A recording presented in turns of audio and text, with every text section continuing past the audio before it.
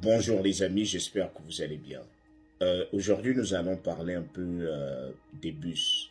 Lorsque vous êtes aux États-Unis et que vous vous retrouvez dans une ville où vous n'avez pas de voiture, peut-être que vous connaissez quelqu'un mais qui est toujours occupé, alors que vous avez envie de commencer à découvrir la ville, aller d'un endroit à un autre, aller à la banque, chercher à ouvrir un compte bancaire, chercher à aller déposer tel ou tel papier quelque part dans n'importe quelle administration. Alors, pour emprunter la ville, il va falloir chercher à comprendre le système des bus de la ville. Comment fonctionne ce système-là.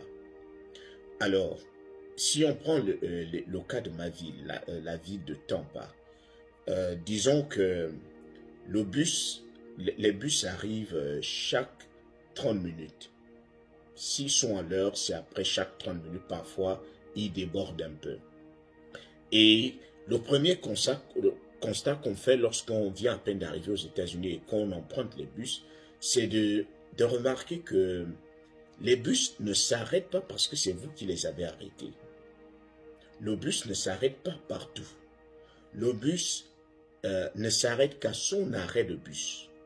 C'est-à-dire, si vous n'êtes pas à l'abribus, ce bus-là ne va pas s'arrêter. Si vous êtes, par exemple, l'abribus est à 100 mètres ou bien à 20 mètres pendant que vous marchez, même si vous faites signe, le bus ne va pas s'arrêter parce qu'il n'a le droit de s'arrêter qu'à l'arrêt de bus, qu'à son abribus. Alors, si le bus ne trouve personne à son arrêt de bus, le bus va passer, surtout si personne ne descend. Si personne ne descend, le bus ne va pas s'arrêter. Si le bus ne trouve personne à l'arrêt de bus, le bus va passer. Peu importe les signes que vous allez faire, oh attendez-moi, le bus n'attend pas. Ça c'est le premier constat amer. Alors, le deuxième c'est quoi? Lorsque vous montez dans le bus, le ticket de bus aller simple, c'est 2 dollars. Aller, 2 dollars. Donc, à chaque fois que vous allez monter dans le bus, vous allez payer 2 dollars. Vous allez quelque part, par exemple, vous allez à la banque, vous payez 2 dollars. Lorsque vous irez à la pharmacie acheter un médicament, vous prenez le bus, vous allez encore payer 2 dollars. Ça, c'est pour quelqu'un qui ne connaît pas encore le système, qui ne connaît pas comment les bus fonctionnent. Il y a les tickets journaliers. Vous pouvez décider de prendre un ticket journalier, c'est-à-dire, ici, dans ma vie, c'est 4 dollars. C'est-à-dire, si vous savez très bien que vous allez emprunter beaucoup de bus dans vos sorties d'aujourd'hui, au lieu de payer, à chaque fois que vous montez dans le bus, au lieu de payer 2 dollars, 2 dollars, 2 dollars, vous prenez directement un ticket de 4 dollars qui va vous permettre d'utiliser les bus de la même compagnie partout dans la ville le même jour jusqu'à 24 heures. Jusqu'à 24 heures, vous aurez la possibilité d'utiliser le même bus plusieurs fois. Même si c'est une centaine de fois, vous aurez un seul ticket. Et ce ticket n'est valable que pour ce jour-là. Il y a la date dessus. Donc lorsque vous montez, il y a un robot dans lequel vous mettez votre billet. Et le robot va scanner le billet pour voir le ticket. Il va voir la date. Si la date est expirée, le ticket va ressortir pour dire, et le gars saura que le ticket est déjà périmé, il va falloir payer. Mais lorsque la date est encore conforme, le ticket sera bien imprimé pour dire que vous êtes passé par là.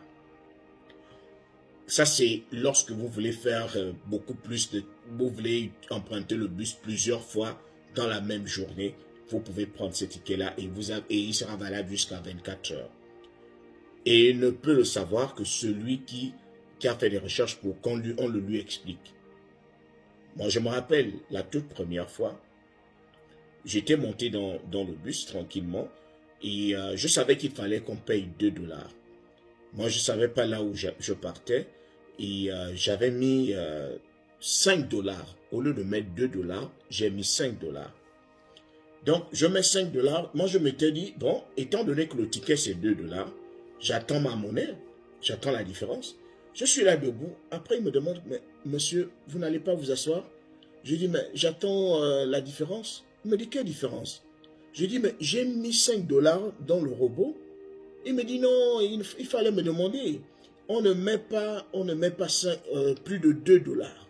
Si vous mettez plus de 2 dollars, cet argent va rester parce que la machine ne remet pas la différence.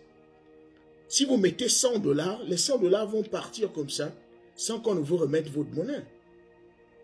Et j'étais obligé de perdre 3 dollars comme ça. Parce que lorsque vous arrivez et que vous n'avez pas de ticket, vous lui dites, je veux un ticket journalier. Alors, lorsque vous allez mettre 4 dollars, il va imprimer le ticket journalier, il va appuyer pour que ça sorte un ticket journalier.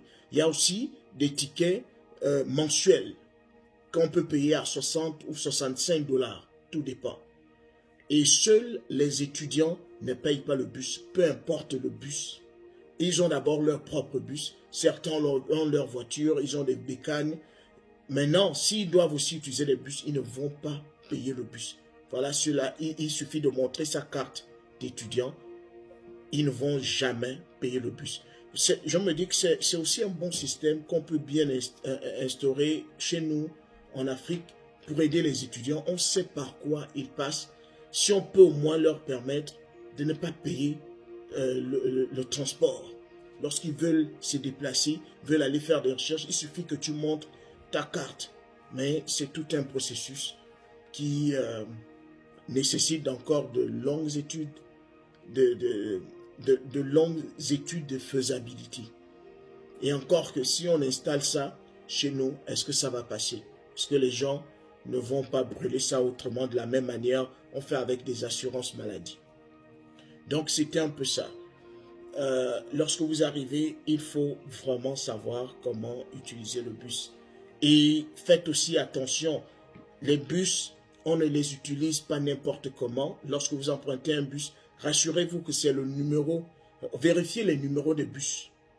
Chaque bus a son numéro. Et chaque bus, chaque numéro correspond à une destination précise. Je rappelle bien, chaque bus a son numéro. Il y a le numéro 6, il y a le numéro 1. C'est à toi de comprendre que le numéro 1 va dans tel ou tel quartier. Le numéro 2 va dans tel ou tel quartier. Le numéro 3 va dans tel ou tel quartier. Tel ou tel, peut-être celui-là va en ville. Ne prenez pas le bus parce qu'il faut prendre. Parce que tu as vu que c'est un bus, tu es monté. Non. Eux, ils ne sont pas là pour t'expliquer. Ils ne font pas comme chez nous. Chez nous, c'est Carrefour Léomba, ou bien on va te dire cité Pompidou, ou bien tel. Personne n'appelle. Le bus s'arrête. Si tu montes, il va tourner dans la ville avec toi comme ça. Il ne va jamais te demander que, mais monsieur, vous êtes monté, ça fait 2 heures, vous allez même où? Lui, il fait sa ronde. Il fait seulement son trajet. Si toi, tu ne sais pas là où tu pars, tu vas traîner dans le bus comme ça. Donc, faites très attention. Chaque bus a son numéro et chaque numéro de bus correspond à une destination précise. C'est à vous de savoir que le numéro 6, ça va à Fowler. Le numéro 7, ça va à Fletcher. Le numéro tel va à tel. C'est à toi de savoir. C'est pour ça qu'il faut que tu étudies le système.